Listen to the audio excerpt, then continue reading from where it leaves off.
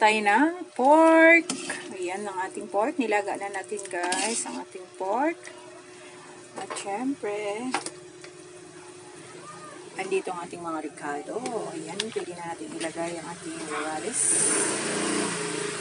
At okra. Ayan ang ating kangkong. Ayan guys. Na natin guys ng ating sitaw at radish. Next natin ilagay ang ating pakuloyin muna natin guys ang okra. Pagkakulo. Ating with gabi guys. Binuksan ko na siya.